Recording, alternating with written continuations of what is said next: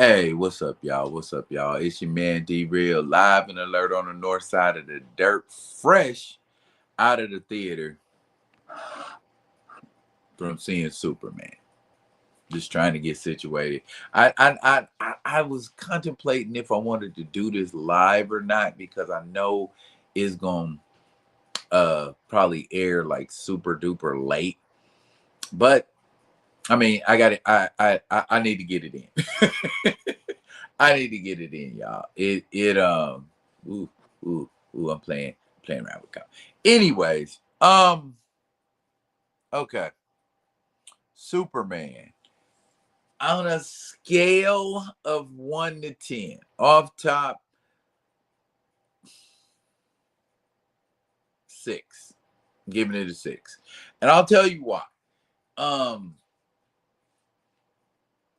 Superman is made for fans of superhero movies. Period. Point blank. The style it's made in, it jumps right into the movie. We're not none no foreground, no background. Everything going on in this movie is going on from the aspect of, if you read comic books, you already know what's going on. If you don't read comic books, you're gonna be asking questions. Well, who is that? Why did that happen? What is it? And everybody knows, if you're in the know, you know what a Guy Gardner is, you know what a Hawk Girl is, you know what a Lex Luthor is, you know the motivations, all of it, you know. So none of that is gonna be lacking. What is gonna be lacking is what the movie gives up in maintaining a comic book feel is sacrifices in story. And what I mean by that is, the story kind of went up and down. There were high moments, there were low moments, there were high moments, there were low moments. And we just wanted the low moments to not last as long. Okay. For instance, like, I don't want to give away direct stuff, but for instance, the movie starts right out in a kind of comic book like situation. Okay. They're basically telling us the scene that you see, with him getting laid out in the snow. There's that. Okay. And Crypto coming to get him, and him, going to, and that was another thing. He got beat up a lot. Superman got beat up a lot, you know, and I feel like this Superman was really nerfed. If that makes sense. Um, didn't use heat vision till the end of the movie. I don't know if that's a good thing or a bad thing, but I mean, if we're already going to go ahead and assume um that this is a comic book savvy type of movie, why wait to the end? Why you pull that out as a big gun? Or, I would think, there would be more to use as a big gun, especially with Superman. Um, a lot of the actors cast in the roles, it didn't take it home for me. I guess that's is the thought process.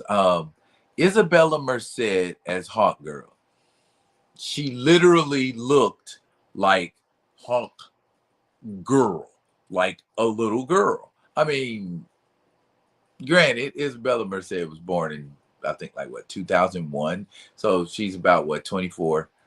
So she's not a child literally, but the look on her face, it was just, and the energy she was giving off, and it wasn't Hawk girlish, if that makes sense.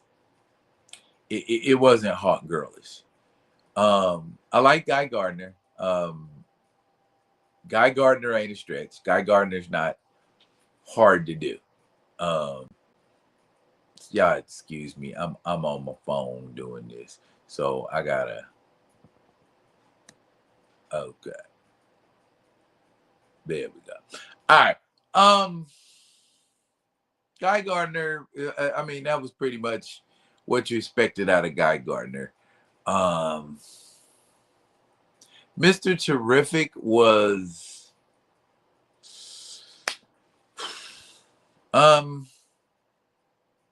the action sequences with Mr. Terrific, very satisfying.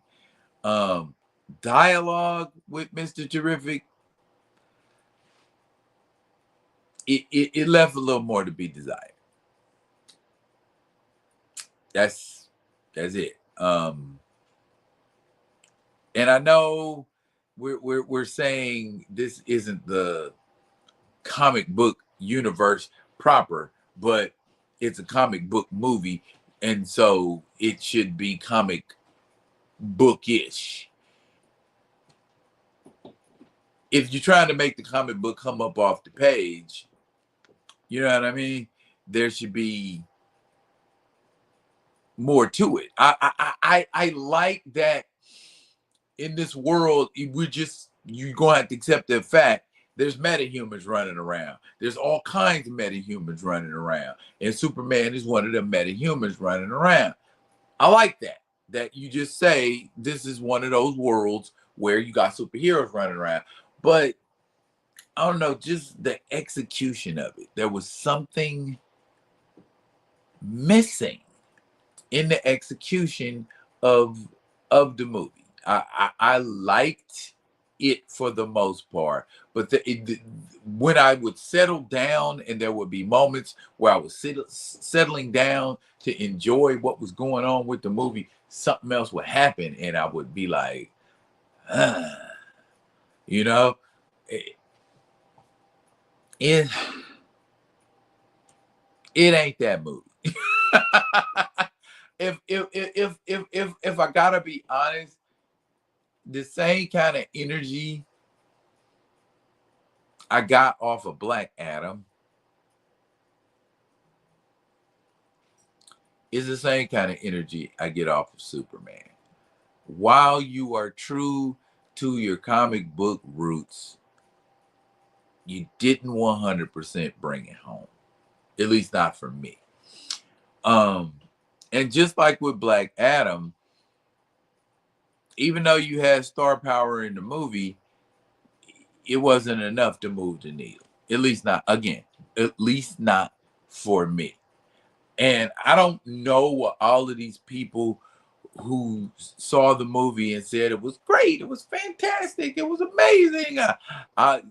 Tell me about what you were seeing, because I obviously was not seeing it.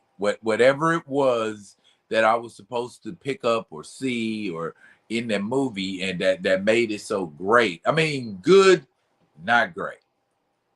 Good, not fantastic. Good, but you didn't knock it out of the park. That's the energy, the vibe I got off of Superman. Like I said, 6 out of 10 for me.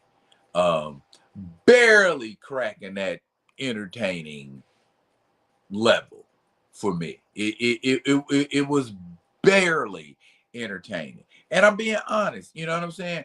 I'm not trying to run the movie down, because if y'all go back and look at some of the videos I did, I talked it up and I was like, this is going to be great. This is going to be that movie. Now that I've seen it, I mean,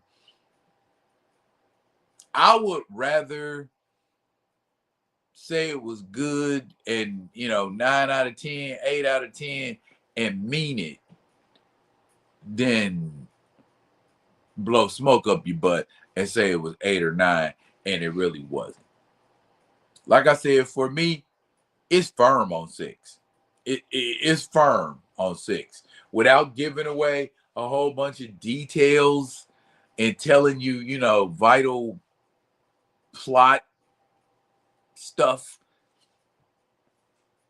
That's it. The entertainment was entertaining, but it didn't stay entertaining. I guess, yeah, that's a good way to describe it. It was entertaining, but it didn't stay that way. I don't know. I mean, if you still want to go out and see it, I'm not going to tell you don't go out and see it if you had plans to go out and see it. Go and see it. Don't take my word for it. Go and see it and make that judgment for yourself. Don't say, "Oh, it was terrible." Don't say it was terrible, because I didn't even say it was terrible. Go see it for yourself is the best recommendation I can make. And then, we can come back and we can discuss it maybe in another live, or I can do another video after the movie's been out a little while and break down the specifics of what I thought didn't fly well. Also, Nicholas Hoult, great as Lex Luthor. He did a great Lex Luthor. I think that's probably the best Lex Luthor I've seen cinematically. Period. That Lex Luthor is better than all the live action Lex Luthors put together. There. How about that? That's another bright spot. Jimmy Olsen.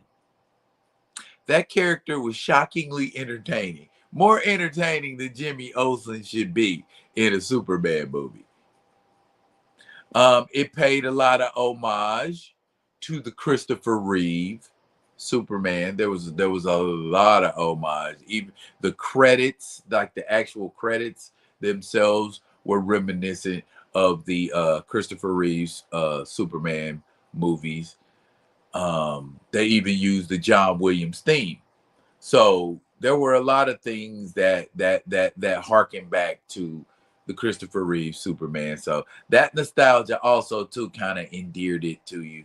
But like I said, there were those moments where there was those lulls that kind of slowed everything down. And Superman was really temperamental. He was throwing tantrums. He was getting angry. He was acting, a lot of time like a child. He didn't have his head screwed on good, and he like hollering and screaming about stuff because he didn't understand it. But all in all, I think it made him seem more human. But do we want Superman to seem that human? I don't know. Y'all tell me. After you go and see it, you go and check it out. Get back at me. Tell me what y'all thought about it. If I'm just whistling Dixie, if it's just me, because like I said, I'm not seeing what everybody else is seeing by saying, "Oh, this movie's great." From maybe from an artist standpoint, if people who are artists like comic book writers and comic book artists and people who are actually in the know in the comic book industry, maybe they see that love being extended towards the Superman IP in this particular endeavor. Me myself, I don't see it. That's just me. I don't see the top notchedness. And yes, that's a word I made up. Top notchedness. Like I said, holla at me, man. I ain't gonna belabor this video no more than I have to. Just like I said, the key points. Good performances by Nicholas Hoult, Nathan Fillion. Action sequences were good, so you won't be disappointed there. A lot of good action. A lot of the flying sequences were, pretty decent. But like I said, the story kind of limped in places. But other than that, like I said, for me, solid 6 out of 10. Y'all go check it out. Tell me what you thought about it. That's it for now, man. But fret not, y'all. That's the end of this live. And I'll be coming back at you with another something, if I need to.